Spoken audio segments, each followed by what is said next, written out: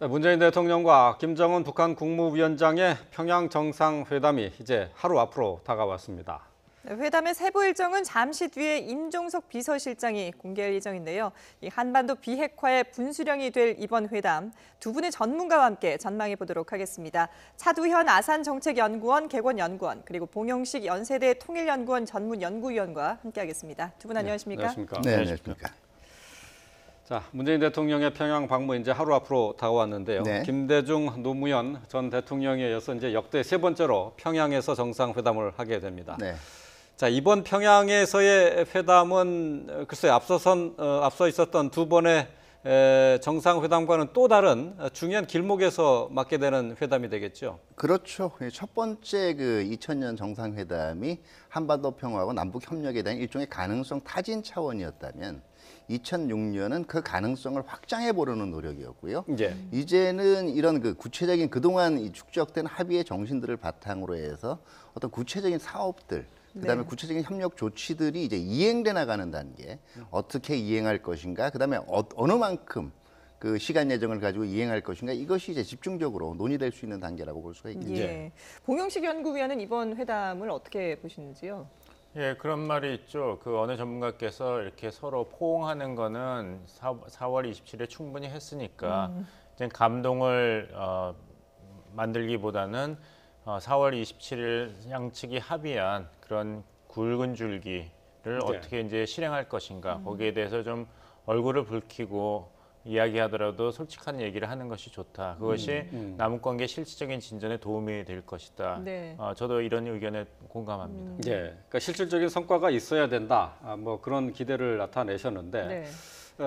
근데 이제 먼저 김정은 위원장이 평양에서 네. 어떠한 모습으로 문재인 대통령을 맞을지 이것부터가 이제 관심이에요. 앞선 두 번의 정상회담과 비교해서 어떻게 나타날 것으로 예상할 수 있을까요? 그러니까 이 사실 판문점 정상회담, 그 두 차례 정상회담에서 김정은 위원장의 어떤 그 이 태도라든가 네. 아니면은 제스처가 그 선대와는 상당히 달랐다라는 굉장히 개방적이고 그다음에 스스럼 없이 친근감을 표시하는 이런 형태였거든요. 네네. 이번에도 아마 우리는 일반적으로 순환공항이라고 부르고요. 예. 북한 공식 이 명칭은 평양 국제 비행장입니다. 그 직접 영접을 나오지 않을까 생각이 되고 예. 직접 영접을 나올 때 리설주 여사도 이번에 동행을 아예 할 것 같아요. 예. 하게 되고 제가 보기에는 그냥 악수 정도가 아니라 1차 판문점 회담에서 나왔듯이 어떤 이 포옹이라든가 상당히 손을 잡고 오래 걷는 듯 그다음에 예. 친근함의 이 모습을 연출할 걸로 생각이 되고요. 예. 어쨌든 그동안 김정은 위원장이 금년 들어서 구축하려고 만들어내려고 했던 이미지 자체가 굉장히 이제 나는 정상적인 체제에 그다음에 정상적인 국가의 지도자라고 얘기했기 때문에 네. 외교적인 의전 프로토콜도 이제 그 국가 대 국가 간의 그 정상끼리의 만남에 걸맞는 쪽으로 맞출 거예요. 예. 그러니까 이제 뭐 지금 예상을 해보면 예. 일단은 리설주 여사를 대동해서 직접 영접을 하고 상당한 친근감의 표시를 한 이후에 아마 육해공군 북한이죠. 북한의 예. 육해공군 의장대 사열도 굉장히 성대하게 치르지 않을까 생각이 되고요. 예. 그리고 그동안의 정상회담 전례를 보면 이제 이 공항에서 회담장으로 가는 연도에 평양 시민들이 상당히 지금 동원돼 있을 걸로 생각이 돼요. 예. 그러니까 그렇군요. 공항에서 이 두 정상이 만나는 그 순간부터 이제 다양한 행사들이 펼쳐질 거라고 예상을 해볼 수가 있는데, 그런데 이번에 그 방문단 같이 수행하는 그 대표단들도 같이 발표가 되지 않았습니까? 특히 눈길을 끄는 것이 경제인들이 상당히 많이 포함되어 있다는 거거든요. 이건 어떤 의미를 짚어볼 수가 있을까요? 남북관계 협력에서 이제 경제 부분을 강조하는 시그널이고요. 네. 또 긴 호흡으로 가겠다. 그 임종석 비서실장이 이제 관계 진전이 되면 평화가 경제다 이런 얘기를 했지 않습니까? 그리고 아무래도 지금 한국 사회 분위기가 경제에 대한 우려가 있기 때문에 이런 남북관계 개선이 긍정적인 효과를 낼 수가 있다 이런 메시지도 문재인 정부는 이제 한국 사회에 던지고 싶어하는 의도가 있는 것으로 보입니다. 예. 또 하나 주목되는 것은 이제 김현미 국토교통부 장관, 또 한전, 포스코, 그다음에 재계의 그 회장님들이 많이 가시니까 네. 예. 어떻게 본다면 이제 유엔 안보리 경제 제재가 계속 있는 한 남북 간의 그 본격적인 경제 협력이 바로 시작되기는 어렵겠지만 적어도 북한 입장에서는 우리가 이런 가능성이 있고 이런 로드맵이 있고 계획이 있다는 것을 그 실질적인 큰 정책을 결정할 수 있는 그런 기업의 책임 있는 분들에게 설명할 수 있다는 기회에서는 이 남북 간의 경제 협력이 그냥 추상적인 아이디어가 아니라 네. 실질적인 어떤 가능성으로 남아 있다 이런 이미지를 문재인 정부는 이번 기회를 통해서 예. 강조하고 싶어 하는 것 같습니다. 예. 뭐 하지만은 근데 뭐 방금 말씀을 하셨다시피 유엔 제재도 있고요. 그렇죠. 미국의 독자 제재도 있고 뭐 이런 상황이기 때문에 남북 간의 경협 논의 자체를 깊숙하게 또 구체적으로 끌고 가기에는 좀 한계가 있는 건 아닙니까? 그렇죠. 임정석 비서실장이 평화가 경제다는 얘기를 했을 때 그 말이 사실 많은 함의를 정확하게 반영했다고 봅니다. 네. 평화가 경제인데 북한 비핵화 문제에 진전이 없으면 네. 한국 경제 그러니까 이제 그 북한과 협력을 하고 싶어도 이제 제한이 있는 것이죠. 예. 그 개성 연락사무소 설치하는 데만 해도 이렇게 고민이 많았는데 하물며 철도를 연결한다든지 북한의 비료를 제공하고 산림 녹화 사업을 도와준다든지 이런 것을 유엔 안보리 제재에 따르면 이게 케이스 바이 케이스 다 그 각각 사안에 따라서 승인을 받아야 되는데 네. 결국에는 이제 과연 북한 핵 문제에서 어떤 커다란 진전이 없이 경제 협력을 본격적으로 할 수 있는가? 지금 그렇다면은 한국이 해줄 수 있는 것은 북한한테 비핵화를 한다면 비핵화에 대해서 진정성이 있는 어떤 결정적인 조치를 내린다면 결단을 내린다면은 북한이 누릴 수 있는 혜택이 얼마나 큰지를 점점 구체적으로 제시하고 또 그 패키지를 점점 크게 제시를 해서 김정은 정권으로 하여금 비핵화에 대한 어떤 용단을 내리게 하는 이런 접근법을 사용하고 있는 것으로 보입니다. 예. 그러니까 우리가 네. 그 어디 시장이나 뭐 적절한 비유가 될지는 모르겠습니다만은 여행지에 갈 때 좀 옷을 잘 차려입고 가면 훨씬 좋은 대접을 받잖아요. 네. 왜냐하면 이 사람이 굉장히 이제 많은 돈을 쓸 것이다 하는 느낌이 있거든요. 그러니까 사실은 그런 면에서 지금 그 남북한 간의 경제 협력이 시작된다라고 해도 네. 구체적으로 정부가 투자할 수 있는 면에는 한계가 있단 말이에요. 그러면 이게 4대 그룹의 이제 총수들이 같다라고 하는 얘기는 굉장히 북한한테 주는 상징성이 큰 거고, 그리고 이게 지금 이루어지려면 이런 비전이 이루어지려면 비핵화가 빨리 돼야 된다라는 또 무언의 그 메시지도 있는 거거든요. 예. 흔히 얘기하면 이런 말씀들을 하세요. 이게 그러면 국제제재랑 상관없이 그냥 우리가 먼저 하면 되지 않냐라는 분들도 있는데요.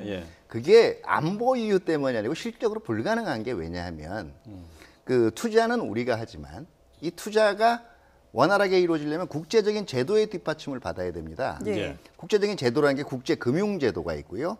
우리가 개성단 과거에 개성단 상품이 그 결국은 남북 합작을 해서 결국 우리가 수출하는 우리 상품으로 수출되는 게 끝까지 협의가 안 됐단 말이에요. 무역제도라든지 이 무역 세계적인 제도의 게이트키퍼를 하고 있는 게 미국이에요. 그렇기 때문에 제재가 풀리지 않으면 돈은 들어가겠지만 실질적으로 그 돈이 투입돼서 나오게 되는 북한의 그게 실질적인 어떤 이 소득으로 들어가게 되는 효과는 굉장히 제한될 수밖에 없어요. 그렇기 때문에 사실은 제재하고 같이 갈 수밖에 없습니다.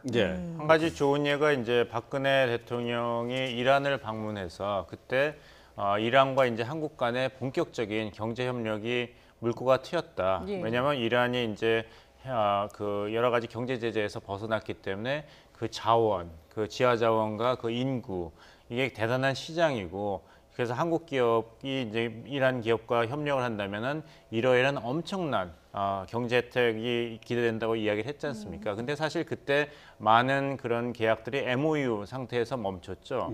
이게 3, 4년이 지나고 났는데 이제 이란이 다시 그 미국은 이란 그과의 핵 협상에서 탈퇴했고 국면이 바뀌었기 때문에 우리나라가 이제 이란과 이제 경제 협력을 할 때도 기업 입장에서는 또 이게 다 판이 바뀌었기 때문에 다시 계산을 해야 되는 것이거든요. 그러니까 결국에는 불확실성이 계속 북한에 남아 있다면 비핵화에 대한 불확실성이 결정적으로 해소되는 그런 거에 보이지 않는다면 기업은 기업이니까요. 기업은 투자하면 이익이 있어야 되니까 과연 얼마나 그 기업 주도의 남북 경제 협력이 추동력을 받을 수 있는가에 대해서는 조금 더 조심스러운 전망을 할 수밖에 없습니다. 예. 이런 뭐 그런 한계들이 있긴 하지만 일단 그 이재용 삼성 부회장이라든지 경제인들이 대거 포함된 데는 북한 측에서 실질적인 결정을 내릴 수 있는 그런 총수들이 좀 같이 와주기를 바랐다는 그런 내용도 전해지고 있기 때문에 뭔가 북한 입장에서도 좀 더 진보적인 그런 진취된 그런 모습을 좀 보여줄 수 있지 않을까 북한은 그런 이제 기대도 해볼 수 굉장히 있을 것 같아요. 열렬하게 설명을 하겠죠. 예, 우리가 예. 얼마나 준비되어 있고 뭘 많이 했고 네네. 잠재력이 얼마나 설명하겠지만 결국에는 이제 기업 총수들은 그런 냉정한 결정을 할 수밖에 없는 네네. 것이거든요. 그러니까 뭐 좀 두고 지켜봐야 될 것 봐야겠습니다. 같아요. 예. 예. 결국 뭐 비핵화와 경제 협력이라는 게 같이 보조를 맞출 수밖에 없는 상황이기 그렇죠. 때문에 예. 이제 같이 지켜봐야 되는 그런 입장인데요. 이번에 정상회담에 같이 수행하는 공식 수행원 그리고 특별 수행원이 모두 합해서 한 200여 명 가까이 됩니다. 자, 먼저 공식 수행원의 면면을 좀 확인을 좀 해보도록 할까요? 자, 정부 측에서는 서훈 원장이 가고요. 예. 강경화 외교부 장관, 또 조명균 통일부 장관, 김현미 국토부 장관, 도종환 문체부 장관, 김영춘 해양수산부 장관도 그리고 김재현 산림청장 이렇게 가게 됩니다. 또 청와대 인사로는 정의용 실장을 비롯해서 김현철 경제보좌관, 김의겸 대변인, 주영훈 경호처장, 김종천 의전비서관, 윤건영 국정상황실장 이렇게 가게 되는데요. 자, 먼저 정부에서 같이 수행해서 가는 인사들 가운데 강경화 외교부 장관이 포함이 되어 있는데 외교부 장관이 이게 평양에 정상회담에 수행하는 것은 이번이 처음이죠. 네, 제가 볼 땐 두 가지 함축성이 분명히 있다라고 봐요. 그러니까 이게 그 일종의 이제 북한을 국가급 행위자로 이제 예우해 준다는 예. 상징성의 의미가 있고요. 두 번째는 아무래도 정상회담 주요 의제 중에 하나가 단순히 한반도 문제가 아니라 국제적 문제란 말이에요. 네. 비핵화 문제. 예. 이 문제들을 지금 비핵화 문제를 국제적으로 처리하는 주무부처는 어디까지나 외교부거든요. 그러니까 주무부처 장관이 가는 게 맞다라고 봐야죠. 예. 근데 지금 보면 외교부, 통일부, 국토부 장관은 포함이 되어 있는데 지금 그 경제, 우리나라의 경제를 책임지는 김동연 장관이라든지 장하성 실장이 경제 투톱이라고 불리지 않습니까? 우리나라에서는요. 근데 이 두 인물은 빠져 있거든요. 청와대에서는 김현철 경제보좌관이 이제 수행 그 원에 포함되어 있기 때문에 네. 뭐 청와대가 이제 행정부와 조율하는 데는 큰 문제가 없다고 생각합니다. 거기에 더불어서 이제 김현미 국토교통부 장관, 또 그 해양수산부 장관, 산림청장이 예. 포함되어 있기 때문에 북한이 원하는 주안점을 두는 경제 협력 아젠다에 대해서는 한국 정부와 충분히 책임이 있고 꼼꼼하게 설명을 하고 협상을 할 수 있을 것이라고 생각합니다. 예. 이제 또 같이 가는 인사들 가운데 잔문단과 학계 또 문화예술계 인사를 좀 잠시 좀 보도록 네네. 할까요? 자, 잔문단과 학계 인사로는 박지원 민평당 의원이 들어가 있고요. 임동원 전 통일부 장관, 또 홍석현 한반도 평화 만들기 이사장, 또 백낙청 서울대 명예교수가 있습니다. 예. 또 문화예술계 인사들을 좀 살펴보도록 하면은 유홍준 전 문화재청장이 있고요. 차범근 축구감독, 현정화 탁구감독, 또 가수로는 에일리, 또 지코, 또 작곡가 김영석 씨가 이렇게 함께 동행을 하게 됩니다. 자, 여기서 좀 특별한 인물들이라고 할까요? 뭐 어쨌든 예, 지금 네. 보면 자문단이나 뭐 이 가수 문화계 예술계 인사들을 보면은 평양을 한번 갔다 왔던 분들도 있고 처음 그렇죠. 가는 분들도 예. 있고 그렇네요. 예.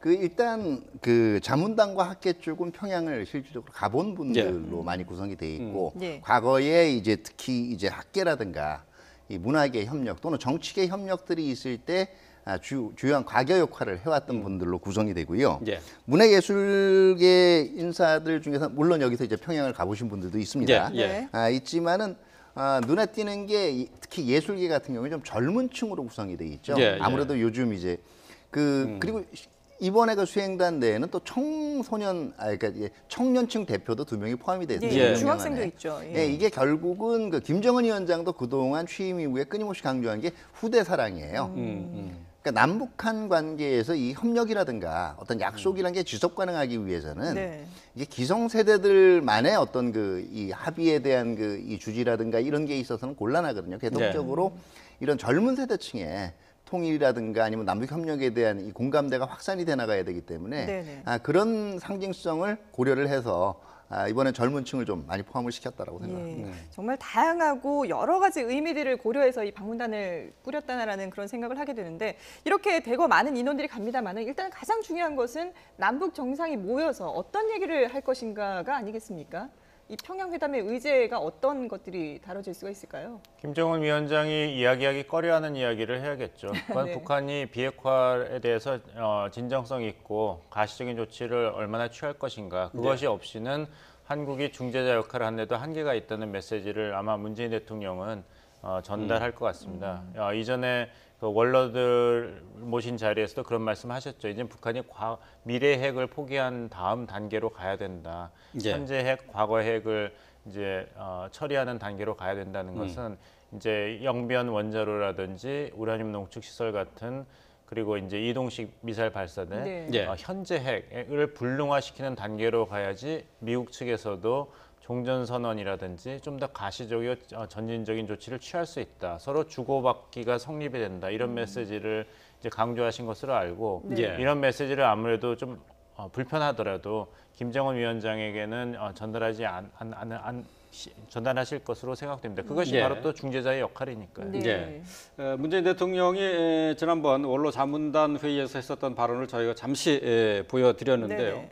그 내용이 이제 말씀하신 것처럼 북한이 현재 보유하고 있는 핵에 대해서 폐기하는 단계로 나가야 되고 또 미국은 이에 맞는 상응한 조치가 필요하다 이렇게 강조를 했습니다. 네, 지금까지 그렇습니다. 이제 김정은 위원장이 비핵화에 대한 의지를 재차 확인을 했습니다만 이제 구체적인 실천 방안들, 구체적인 행동을 어떻게 끌어낼 것인가 이게 이제 중요한 관점이 되는 예. 거죠. 결국은 이제 서로 주고받을 거에 대해서 지금 미국 간의 오간 메시지는 딱 핵심적으로 보면 못 믿겠으니까 네가 먼저 움직여라 예. 이거였어요. 그러면은 이제는 어떻게 거의 동시에 움직일 수 있도록 그 한번 서로 신뢰 제고 조치를 취해보자라고 할 수 있는 건데 관건은 이제 이런 겁니다. 첫 번째는요. 그동안 그 남북한 간의 정상회담 후속 설명이라든가 이런 뒷얘기에는 이런 얘기를 했었다 나왔다 했는데 합의문에는 포함되지 않은 것들이 있어요. 예. 첫 번째는 이제 이런 거예요. 김정은 위원장이 이건 뭐 그 이 미국의 볼튼 보좌관 국가안보 보좌관 같은 경우에도 얘기를 했지만 뭐 1차 정상회담 과정에서 적어도 2년 내에는 비핵화하겠다. 문재인 대통령께서 1년 내에 하는 건 어떠냐? 예. 동의했다는 거 아니에요? 예. 근데 당시에 4월 27일 날 판문점 선언에는 이 비핵화 시한은 안 들어가 있죠. 네. 그렇죠. 그러니까 이번 같은 경우에 종전 선언은 연내에 차질 없이 한다라는 원칙을 다시 한번 합의를 하면서 예. 그 대신 1단계의 비핵화 조기 조치도 연내에 이행한다. 이 정도만 들어가도 상당히 미국을 움직이기는 그 긍정적인 역할을 할 걸로 생각이 되고요. 예. 두 번째는 특사단이 들었다라는 얘기들이 있잖아요. 네네. 이 얘기들이 나중에 조금 결이 다르게 나와서 또 그 말들이 있었잖아요. 그러니까 1차 특사단이 갔을 때 연례적인 수준의 한미연합훈련 양해한다라고 이해를 한다 그랬단 말이에요. 그러다가 4월 맥스 썬더 가지고 막 북한 언론에서 치고 나왔거든요. 예. 이번에도 얘기한 것이 이런 거 아니에요. 종전선언이 왜 주한미군 철수하고 연결되잖아. 그렇게 예, 생각 안 예. 한다. 그러니까 이런 정신들이 그러니까 특사단이 들었다라고 얘기하는 이런 사항들이 실제로 합의문에 실질적으로 포함이 돼야 거기에 대한 신뢰성이나 구속력이 더 올라가는 거거든요. 네네. 세 번째, 이걸 발표할 때 그 1차 판문점 정상회담을 보면 대통령께서 이제 문 대통령께서 그 한반도 비핵화라는 게 제일 그 합의문상으로 뒷순서에 들어가 있지만 제일 앞에 강조를 하셨어요. 굉장히 적절한 조치였거든요. 네. 이번에는 근데 그동안 완전한 한반도 비핵화라는 게 문서에도 있고 다 있지만 북한에서 문서나 헌법보다 우선하는 게 최고 지도자 발언이에요. 이번에 아마 실질적으로 세계 언론들이 지켜보는 가운데 김정은 위원장 입에서 육성으로 한반도 비핵화란 말이 나오게 되면 네. 북한 비핵화까지는 아니더라도 미국도 상당 부분 그 진정성에 대해서 이해를 다시 한번 하게 되는 계기가 될 것 같고요. 그렇게 되면 종전선언과 그 비핵화 초기 조치를 맞바꾸는 이 합의들도 조금 더 쉽게 될 것 같아요. 그러니까 이상적으로 보자면 이렇습니다. 1차적으로 북한이 핵 리트를 신고하고 예. 그다음에 거기에 맞춰서 종전선언 협의가 시작이 되고 예. 그다음에 내년 초에 1차적인 검증 이라든가 사찰이 거기에 대해서 감시라든 검증이 이루어지는 이런 단계가 서로 합의될 수 있다면 상당히 이상적인 비핵화 합의가 될 수 있다라고 볼 수 있죠. 그런 내용이 합의문에 이제 공식적으로 포함이 돼야 된다는 다 얘기죠. 포함되지는 않을 거예요. 제가 보기엔 아까 얘기한 문서로는 이렇습니다. 비핵화 시한을 그러니까 금년 내에 어떤 비핵화 초기 조치를 취한다. 네. 이게 들어가 있고 그다음에 뭐 김정은 위원장이 직접 했다라는 트럼프 대통령 1기 임기 내에 네, 첫 비핵화 임기 의지가 내에. 있다. 예. 예.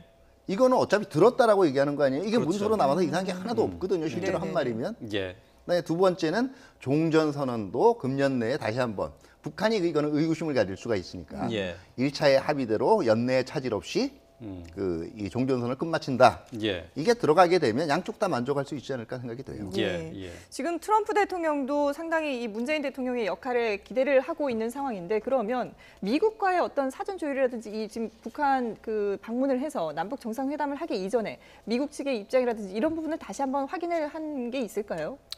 그래서 스티븐 비건 예.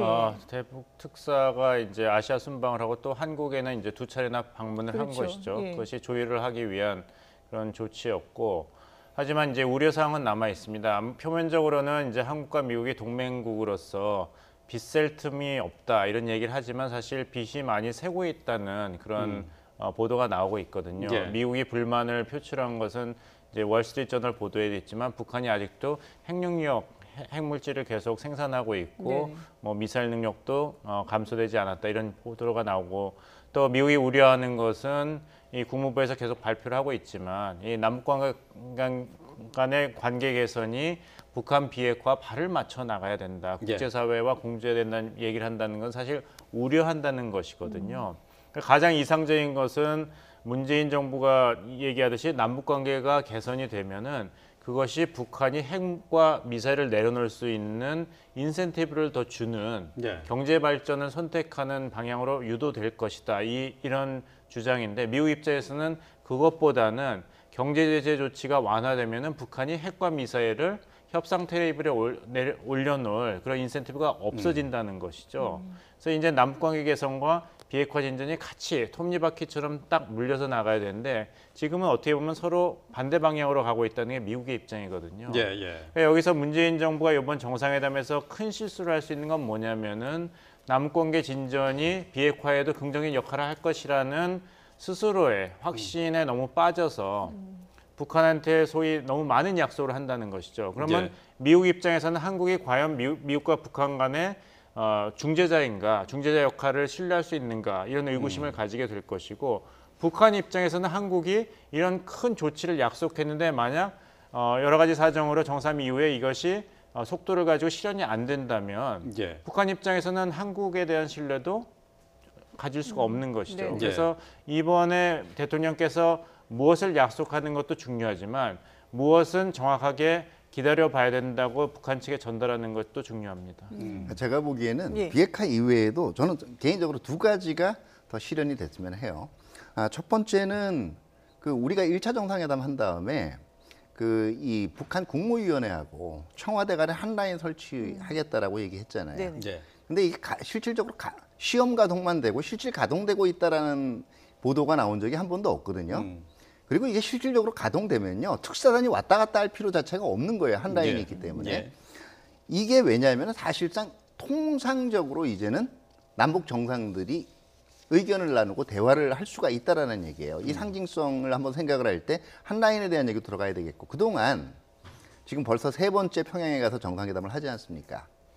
그런데 한 번도 북한 최고 지도자가 서울에 온 적은 없어요. 그리고 과거에 예. 몇 번이나 우리가 답방을 권유를 했어요. 네네. 근데 하지 않았단 말이에요. 그러면 이게 김정은 위원장 시대에 뭔가 다른 면을 세계적으로 보여주는 또 하나의 방법은 지금 1차에는 가을에 평양에서 한다 그랬잖아요. 네. 제가 볼 때 내년 봄쯤 김정은 위원장이 서울 오겠다. 이런 것도 한번 합의문에 담긴다면 상당히 의미가 있지 않을까 생각합니다. 그렇죠. 그런 내용이 나온다면 진짜 참 엄청난 뉴스가 될 수밖에 그렇죠. 없는데 네. 말이죠. 근데 뭐 두 분께서 이제 비핵화 논의와 관련해서 지적을 했다시피 스티븐 비건 대북 특별 대표가 2차례에 걸쳐서 한국을 찾았고요. 예. 또 그리고 유엔 안보리에서는 긴급 회의가 이제 오늘 밤에 열립니다. 네. 이게 남북 정상회담을 앞두고 좋은 사인인지 아닌지 이것부터 좀 가늠을 해봐야 될 것 같아요. 좋은 사인이라기보다는 사실은 속도 조절을 바란다라는 메시지라고 봐야 될 것 같아요. 왜냐하면은 사실은 이게 무리가 아닌 게요. 미국 같은 기본 전제가 제재가 통했다예요. 제재가 그동안 통했기 때문에 결국은 비핵화 조치 안 하고 계속 시간이 가면 급한 건 북한이다라는 거거든요. 예. 근데 이런 전통적인 자기 그 무기들이 자기 카드들이 점점 지금 무력화되는 거예요. 이거를 가만둘 수 없기 때문에 유엔 안보리 긴급 소집을 하는 거고, 그 다음에 지금 배후로 지목한 게 러시아하고 중국 아니에요. 예.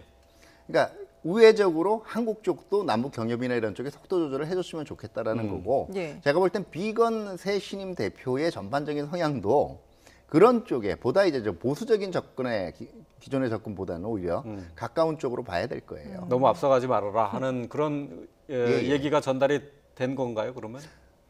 우회적으로 전달을 하는 거고요. 제가 보기에는 그렇지만 실질적으로 아까 제가 말씀드린 게 평양, 이번에 평양 선언이 되겠죠. 예. 평양 선언에 담길 수 있다면 미국도 기존보다는 상당히 그 탄력적인 예. 자세를 취할 수가 있을 걸로 생각이 됩니다. 예. 뭐 이런 경제적인 부분에 대해서도 저희가 얘기를 해봤습니다만은 이게 남북 간에 사실 군사적인 그런 긴장감도 아직까지 있지 않습니까? 이런 부분을 좀 완화시킬 수 있는 그런 남북 정상 간의 합의도 이번에 혹시 포함이 될 수 있을까요? 포함이 돼야 된다고 생각하고 벌써 예. 많은 그 진전이 그 군사 회담에서 이루어졌다고 생각합니다. 예. 첫째, 비핵화 속도가 늦더라도 저희가 할 수 있는 건 해야죠. 한반도에서 긴장 완화를 위해서는. 그렇다면은 이제 남북 간의 이제 군사적 긴장 완화 조치에 대해서는 얼마든지 논의를 하고 또 새로운 합의를 도출해낼 수 있는 것이거든요.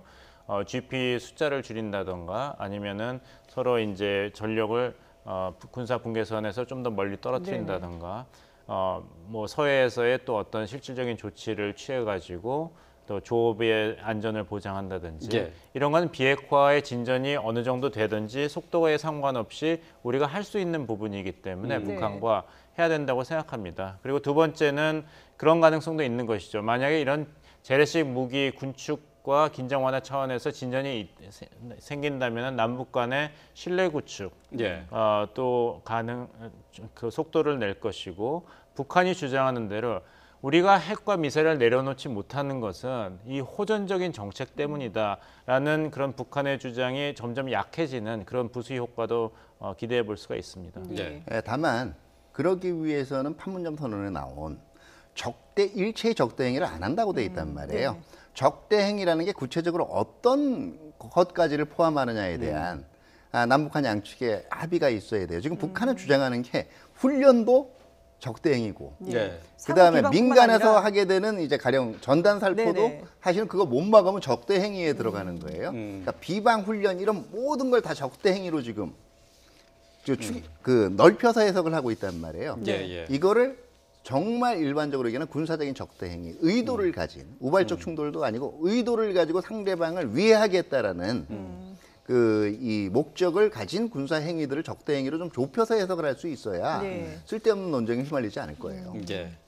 어쨌든 뭐 남북 정상이 이번에 만나게 되면은 비핵화와 관련해서 이제 평화 체제 또 정전 선언과 관련한 얘기를 하게 될 것 같고요. 이제 군사적 긴장 완화 부분도 역시 논의가 될 것으로 보입니다. 앞서서 이제 경제 협력과 관련한 얘기를 잠시 해봤습니다만은 지금 이제 국제적인 제재가 시행되고 있는 상황에서 지금 그러면은 제한적이나마 할 수 있는 경제 협력 문제. 북한에서는 어떤 것을 의제로 들고 나와서 우리 측을 압박할 것으로 예상을 할 수 있을까요? 글쎄요, 일단은 그 최고의 압박을 하겠죠. 이렇게 경제 그 지도자들도 자기 수도에 모아놓는다는 건 굉장한 이제 좋은 기회거든요. 북한 네. 입장으로서는. 그러니까 이제 최대 한도로 그 기회를 활용하려고 하는 건 북한 입장에서는 당연할 것입니다. 근데 경제는 결국엔 경제 논리이기 때문에 북한이 아무리 주장을 한다 그래도 북한이 제시하는 청사진이 과연 말이 되는가? 예. 예, 트럼프 대통령도 이제 원산 얘기를 라스베가스 지지자들 앞에서 굉장히 멋있게 얘기를 했지만 예. 그때 이제 못을 박은 건 뭐냐면은 북한을 번영의 길로 유도하겠다. 하지만 미국 납세자의 돈은 들어가지 않을 것이다. 결국에는 이제 중국, 일본, 한국이 가깝게 있기 때문에 북한의 번영에는 이 세 나라가 충분한 역할을 할 것이다. 이렇게 선을 그었거든요. 예. 그렇게 본다면은 결국에는 이제 경제 논리는 경제적으로 경제 협력은 경제 논리로 봐야 되기 때문에 예. 결국에는 북한의 이런 청사진, 경제 발전 청사진이 얼마나 타당성이 있는가. 그렇다면은 이제 북한이 국제금융기기에 이제 회원으로 가입한다든지 이런 데에 있어서 한국이 모종의 역할을 할 수 있는지 미국과의 협력 차원에서 이런 것도 한번 생각해 볼 수가 있겠습니다.